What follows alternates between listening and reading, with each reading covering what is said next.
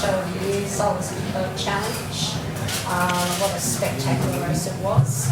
I'll introduce the panel. Of course, everybody knows Mark Richards, Rico. This is Ken Reid, the skipper of the Indian Comanche from America. Next to him, Mark Bradford, the skipper of Peter Harbour's Blackjack. And next to him, Anthony Bell, the owner skipper of Loyal, and Matt Allen, the owner skipper of Fishy Barn, which is the overall winner today. And Matt is also the chairman for the Solas Trust, which raised money after our 1998 Hobart trust we put together to help raise money for various rescue organisations and families who are in need out of those sorts of situations. So the last matter we'll get about that a bit later. But of course we know today it was a thriller from the word go. Everybody had a bit of a stab there of the Super Maxis, including Blackjack was up there with the Volvo 70 keeping up with the Super Maxis for a short while.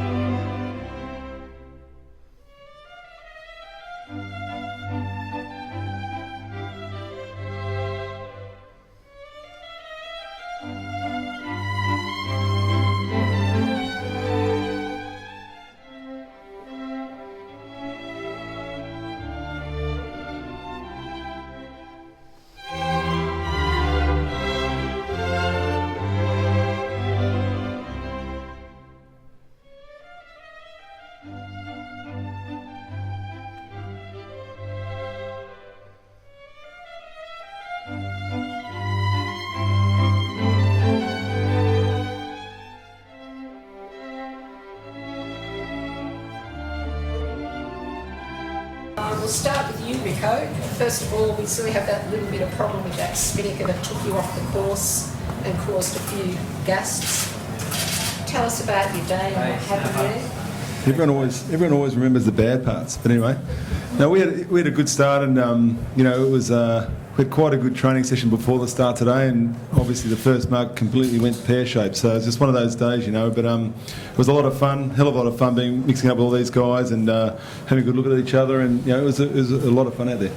Didn't take you long to pick up again, and then you had that, I noticed on that first downwind coming around Fort Denison, the Comanche sneaking around on the inside, but you had that nailed as well. And does it give you a bit of confidence? I know their boat's brand new, and so they're just testing out here, but your boat speed looked good. So how is that feeling ahead of the Roberts in Hobart? Yeah, look, we're happy. I mean, it's Wild Oats is 10 years old now, and she certainly showed today she's still got some legs in her. But we were really impressed with Comanche's speed today. I mean, they weren't that far behind us, and probably suited us a lot more than it did them. So I think this Hobart, like today, I mean, the spectator fleet was huge out there today. So the interest in the race and the whole battle between everyone here is really alive.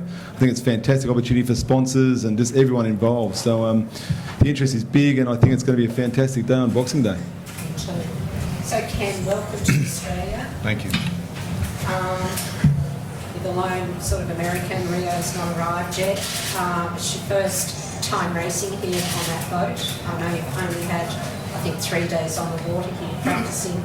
So how was it here? Did you feel a bit inundated by all the Aussies on the course today? I don't know about you guys, but we were surrounded by a million boats out there, and it was scary as hell, quite frankly. Listen, you guys know how to have a sailboat race. That is, I think the fact that the race course allows all these boats to come in and watch all these creations up close like that is fantastic. It's pretty rare, quite frankly, and It's great for sailing. You can tell why sailing is such a huge thing around here, and good on you for figuring that out. As for Comanche, quite frankly, we couldn't have been happier today. That was a day that honestly the boat couldn't have been. The boat is designed to do exactly the opposite of what we did today, and we couldn't be happier. I couldn't be more proud of the crew after 3 long days of practicing, figuring out how to get the sails up and down and not embarrass ourselves. We're really, really pleased. And of course, trying to keep up with these guys is always going to be hard. But no, we're really, really pleased with how today went. So you realise Wild Oats 11 is sort of dubbed the Swiss Army knife. Your boat's been called the aircraft carrier due to its massive width and size. Well, Rico already pulled we're 10 years old. What was that? Mate, I'm just hoping that the Australian Navy buy your boat before Boxing Day. Yeah, no, it's definitely, you couldn't. These guys at the Oatleys Marina where we're at, they couldn't be nicer helping us out. It's been a really nice collaboration at that marina, and literally everybody in this country has gone out of their way to make it easy for us to not just be here, but to actually make the start. And it hasn't been easy. It's been a long year to try to get to this point, but it's awesome to be here. It's great to be here. So that's your first big chance really to see the Super Maxis and the Volvos that you're going to be up against come the race. Is that sort of beneficial or interesting for you guys to, even though it's on a short hard course? Oh, absolutely. Listen, we have to learn how to get sails up and down, whether it's out in the ocean or around buoys like this. So, any day that we actually sail this boat, we're learning a huge amount. So that's why we're here early. That's why we wanted to do today, and that's why you'll see us out sailing a lot between now and Boxing Day. Okay. Now for Mark Bradford, the skipper of Blackjack, ex-Volvo 70 boat, or still Volvo 70, and Perpetual Royal Anthony Bell here. They were up, there were 4 of you sort of level pegging up that first bit of the course, and then you guys both chose to take a jog up away, I guess, with your air, and it kind of didn't work too well from there. But you guys had a great sort of stoush between yourselves, so... Yeah, I think that our battle was about who had the least errors, wasn't it, Bill? Yeah. Congratulations on that. Look, we all know this race is it's a close race. The shoreline's close. There's a lot of spectator boats. It's just all about crew work. Ken touched on that. I think that our crew work was good today. We had a small part break, $2 part, so there you go. For those of you that know the size of the budgets these boats are running, $2 let us down today. And, we got back in the race. We could have given up at that point, and fortunately for us and unfortunately for the Bellies boys, they had a small failure and we got to get back in front of them. So Anthony, it's just a fun day on the harbour, and there's a good little exercise, yeah? Well, we're improving. This time last year we shredded a spinnaker, and today we just tied it up in ropes. So by next year we'll probably get around the course without any failures. But no, we had a ball today. This is one of our favourite days of the year. It gives the crew a chance to unwind. We take out a lot of people from Solas, and the charity donating side was a big part for us. And then the crew will look forward to coming and having a beer here tonight. It's a really great day. It's a great showcase for the big day on Boxing Day in a lot of ways. And we had a lot of fun out there. And like I said, if we're going to have one, we're probably happier having one today. Yeah. And so Matt, as chairman of Solas, I know you always thank some people here who really do support the cause every year, and also you were the overall winner today, maybe the Solas people up there looking after you. So tell us about today, and you have to be pleased you have a new rudder on your boat, and obviously that worked to effect today. Yeah, look, we're really pleased with where we are. We've made quite a few modifications to the boat, and I think we're now starting to see the performance capability of the boat. And today we got out of the blocks really quickly. It all opened up. The bigger boats got away from us, and we got away from all the boats behind us. And we had a really good racetrack to really utilise the wind. And what an amazing spectator craft out there. I mean, there was sort of twice as many spectator craft out there than I've ever seen before, and so it really does tell you about the interest in the race. And I think, you know, the interest of everybody wanting to see Comanche sail, you know, against the other Maxis for the first time. So a great day out there. And I'd just really like to thank all the crews and the boat owners, especially the ones that took the guests that had bought up spots on the boat via eBay. So I'd really like to thank, you know, all the boat owners. I know it's not easy to have extra people that may or may not know how to sail on board, but thank you very much for that, and it really helps the fundraising operations of Solas. And, you know, Solas has contributed almost $1 million to search and rescue organisations throughout Australia, and that helps not only yachties, but it also helps fishermen and people up in the bush, bushwalkers, road accident victims, in terms of helping fund search and rescue organisations throughout Australia. So it's a great cause, and really appreciate all the interest and help that we've got from the yachting community today. So before we go to questions, I very rudely didn't let people know that a smiling Bob Oakley, the owner of Wild Oats and Lemon, is in the front row. Bob, did you go out today? Were you on the boat today? That must have been a very nice win for you. Cracked open the Wild Oats. The big American boat there too. We did fantastically well for the first race, I think. Thank you. We look forward to racing with them. Yes. Thank you very We much. thank them for coming to see us. It's very well. Pleasure to be here. So does anybody have any questions? For those of us that weren't out there on the water, you said we're a bit pear-shaped there. What actually happened to that first day? Yeah, we just had it was just you know, the R1 downwind sail just got hooked up incorrectly, you know, so when we went to deploy it was all inside the sheets, and it's a total mess. So pretty hard in those situations to sort of rectify those things. We had to pull a sheet out and re-lead it, and I thought we were going to be absolutely gone there, but it wasn't meant to be, and these guys all came breathing down on us, and it was fun. But the guys actually dealt with the situation well, and it would have been much nicer not to have it, but they dealt with it really well, and we sort of got back into it, so it was good. Can the conditions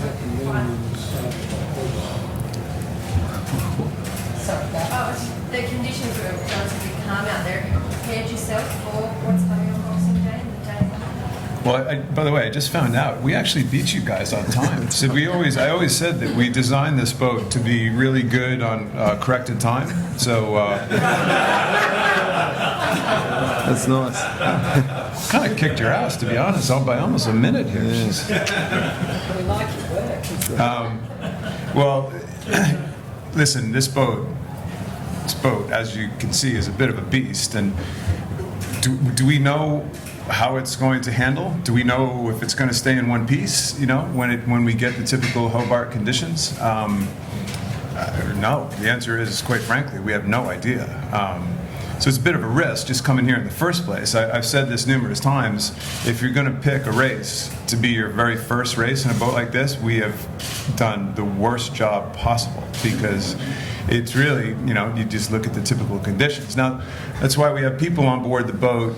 I don't even know how many Volvo veterans we have, how many Volvo races between all of us we have on the boat. So you have to try to make up for potential problems with great people, and that's really the only thing that we've been able to focus on so far. So I'm not worried about the people, but the boat will always be a big concern, and we're going to have to treat it with respect, and like everybody up here, treat the conditions with respect.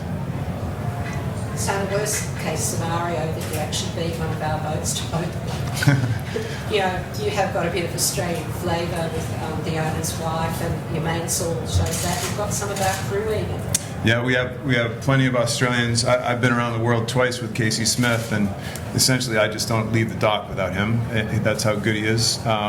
Christy, of course, she was out there on board the boat today, and she's all fired up, and she keeps asking, you know, what are the chances of a really nice weather forecast to Hobart? Because she wants to go, and I say 0, and she says, no, seriously, what's the chances? I'm like, I am serious, it's 0. It's not going to happen. But she's tough. She's a tough girl, and she's still talking about it. So we'll see. I think it'll come right up to the day of. Day before. Yeah. questions? Ken, what did you take away from the race today? It was the first race for Fletcher. So what did you take away from it today? Well, first of all, he lined me up on the start, so we owe him one. We owe Rico one. I thought it was just nice, friendly, come to Australia. But no, I learned that the hard way. And then I think we were pleased with how the boat went upwind. We always know that a big, wide boat like these other boats, it's going to, downwind will not be our forte unless it's quite windy, I think. So really, I don't think we saw anything out of the ordinary.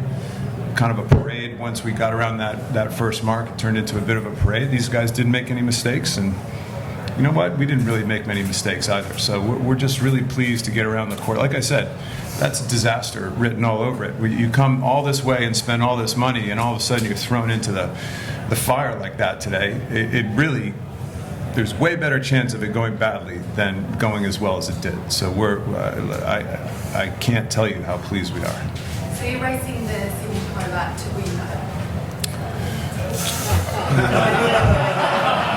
Good luck with that. Next question. Yeah, we didn't come all this way to just these guys got a bunch of trophies. It's time they start spreading them out. Mark, what did you see in Camacho's performance today? Yeah, as I said before, we were actually quite impressed with her performance. I mean, she went up win very well, very high, and I think they were quite close to us at the finish. So tricky conditions, and there's no question, in the lighter air and VMG running, it's going to be hard to beat Wild Oats, but once you get powered up and upwind and some proper powered up conditions, I think these guys and Loyal are going to be very tough to beat. So once again, it's just going to come down to conditions. It always does, and once again in the Hobart race, we've made mistakes and lose 5 and 10 miles, and it can happen. You can lose 20 miles, just by going the wrong way. So. It's quite interesting. You look at this whole panel of guys here. I mean, the achievements from this panel are quite impressive, and even more impressive when you start putting all the teams together and the sailors. And it's a really impressive bunch of sailors. Probably the best bunch of offshore sailors you'll ever get in one race at one time. So it's really exciting. I think everyone in the race is extremely excited, because I know I am. Bob is, and I'm sure everyone else and their owners are as well. And it's certainly going to be one to watch. That's for sure. And the unknown quantity of Ragamuffin 100. Yeah, that's I think that's really exciting as well, and I think Sid's an amazing character of the sport. To do what he's done is phenomenal, but to not be at the big boat race, we'll see whether that pays the price or not. Exactly. Any more? Ken, what do you think your presence in the Sydney to Hobart would do for America? Like, will promote the race in America? Well, it'll promote the race, but I think one of the objectives with this boat, and Jim was certainly on board with this from day one, is to promote the sport. Period. And that's why the crazy paint job and the big face. This is you guys don't have this problem here in Australia. This is clearly a huge sport here in Australia. In the States, we're way there's football, baseball, basketball, hockey, and we're way down the list. And we need to figure out a way to make sailing more visible, and this boat can do that.